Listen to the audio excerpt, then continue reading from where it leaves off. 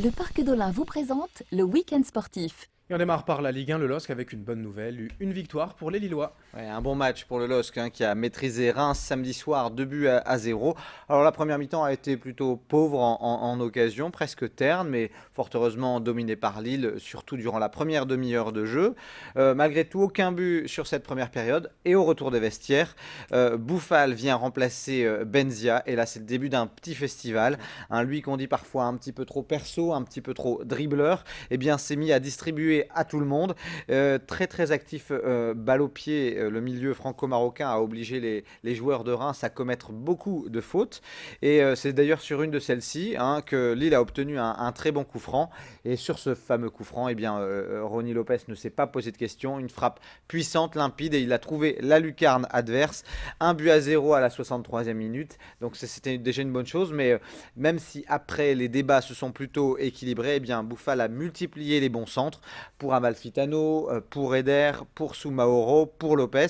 Malheureusement, sur ces différents centres, eh bien, les joueurs n'ont pas réussi à faire mouche. Mais c'est dans les tout derniers instants du match que Boufal, encore lui, a servi Eder, qui s'est décalé parfaitement face au gardien de Reims, et but 2-0.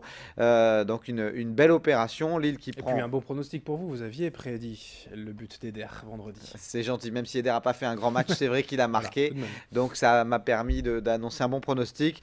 En tous les cas, suite à cette rencontre, Lille a pris 3 points précieux. Lille est 14e, mais Nantes 8e de Ligue 1 n'est que 3 points devant. Autant dire que tout est possible, à condition d'enchaîner. Voilà. C'est comme à chaque fois. En Ligue 2, par contre, une occasion manquée pour Lens. Ouais, clairement, les Lensois qui étaient en déplacement ce week-end, ils ont ouvert le score à la 6e minute. Ils jouaient face à Laval, pardon. Ils ont ouvert le score à la 6e minute par Olsen. Ils ont mené 1-0 pendant quasiment 80 minutes avant d'être rejoints quelques minutes avant le coup de sifflet final. C'est cruel parce que là, ils n'ont pris qu'un point. S'ils avaient pris 3 points, ils seraient aujourd'hui 4e de Ligue 2. Pas si loin que ça de la 3e marche du podium. En tout cas, ce sont 2 points précieux qui s'envolent dans la course en podium. Fort heureusement, prochain match, ce sera à domicile et cette saison à Bollaert, les Lensois sont plutôt efficaces. C'est pas terminé, mais c'est vrai qu'il va falloir arrêter de perdre des points quand même pour espérer peut-être accrocher le podium et la Ligue 1 de son côté. Et Valenciennes ? Alors Valenciennes aussi a ouvert le score comme Lens. Par contre, ensuite, le Havre, les joueurs normands, ont développé leur jeu et ont marqué 2 buts en première période, un troisième en seconde période, au début de la seconde période. Et même si Valenciennes a réduit la marque en toute fin de rencontre à la 88e, c'est une défaite 3-2 assez logique face à des Havrais très très solides qui sont un petit peu comme les Lensois, eux aussi candidats à aller chercher une place sur le podium. Donc résultat, cette défaite 3-2 laisse les Valenciennois 2 points seulement devant Niort, qui est le premier non relégable à l'issue de cette 29e journée. Et on enchaîne avec le tennis et l'Open du Nord qui s'est achevé hier après-midi. Absolument, une jolie finale facilement maîtrisée par un joueur qui était le plus français des étrangers au départ de ce tournoi, le Belge Yannick Mertens, qui est licencié au Tennis Club Lillois, qui a déjà remporté l'Open il y a 2 ans, en 2014. Une victoire pour Yannick Mertens, 6-2, 6-4 contre le Hollandais Antan van der Duim, j'ai réussi à le dire. C'était plus dur qu'il y a 2 ans parce qu'il y a 2 ans, Yannick Mertens avait remporté tous ses matchs en 2-7. Là, ça a été plus compliqué, notamment en quart et en demi-finale. Mais en tous les cas, c'est une bonne victoire pour Yannick Mertens, qui est aux alentours de la 202e place mondiale. Avec cette victoire dans le cadre d'un tournoi futur, il va prendre des points ATP, des points précieux qui vont certainement lui permettre de gagner 30-40 places au classement mondial. C'est pas rien, surtout quand il s'agit de se qualifier pour des plus gros Open. Alors un mot quand même par rapport à l'affluence du public. Oui, alors cette année, c'est pour la première fois le futur passé d'une dotation de 15 000 $ à 25 000 $. On aurait pu attendre du coup que le plateau serait un peu meilleur. Ça n'a pas vraiment été le cas, c'était toujours un plateau très correct. On aurait pu espérer aussi une affluence plus grande. Alors l'affluence a été très belle ce week-end, mais par contre, encore une fois, un petit peu décevante durant la semaine. C'est dommage parce que les gens ne s'imaginent pas qu'ils peuvent voir du TSD de très haut niveau. Ils sont prêts à payer cher pour aller à Roland-Garros. Et là, toute la semaine, c'était gratuit pour voir des joueurs effectuer sensiblement le même type de niveau de jeu. Donc c'est le petit regret, et ça doit être aussi celui d'Henri Magnan, le président du Tennis Club Lillois. Allez, on enchaîne avec le basket et d'abord la Pro A. Ouais, la Pro A, le BCM n'y est plus en ce moment, défaite face au Mans 61-79. Steven Gray, l'artilleur de Gravelines, n'a mis que 6 points, tandis que Maki a marqué 31 points pour le Mans.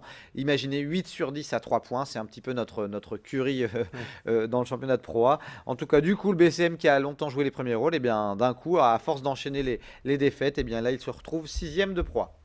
En Pro B, l'étage inférieur. Pro B, Lille qui s'impose face à Boulazac au Palais Saint-Sauveur vendredi soir 83-71.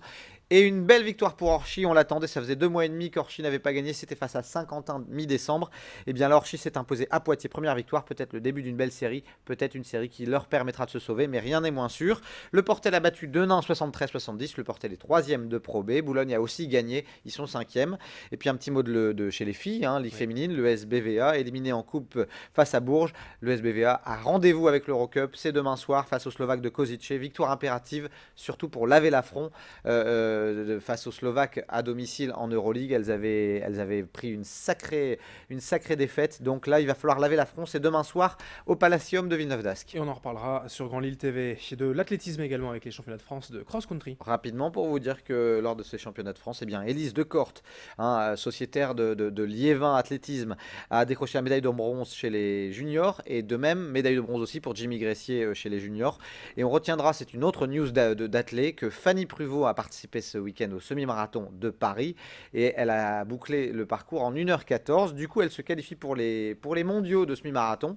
Fanny Pruvot, elle est d'Arras, elle s'est qualifiée pour les mondiaux. Ce sera le 26 mars à Cardiff. Et puis rapidement, quelques infos en bref, Guillaume. Oui, très vite. D'abord, Fleur Bégicourt, Romain Carrette qui gagne le semi-marathon en 1h07 minutes et 48 secondes. Un petit mot de cyclisme pour vous dire qu'au Grand Prix de Lillers, c'est le Belge Stein Stills qui s'est imposé. Thomas Masson a conservé sa ceinture de champion d'Europe des poids mouches à Arras. En hockey sur glace, fin de parcours pour les Corsaires de Dunkerque qui se sont inclinés en quart de finale face à Anglet. Et enfin, volley Ligue B, aussi bien le TLM face à Asnières que Cambrai face à Saint-Quentin se sont imposés sur le même score 3-7-1. Merci Guillaume pour toutes ces informations. Belle semaine à vous et à vendredi. À vendredi. Merci à vous de nous avoir suivis pour le week-end sportif. Dans un instant, la suite du programme sur Grand Lille TV.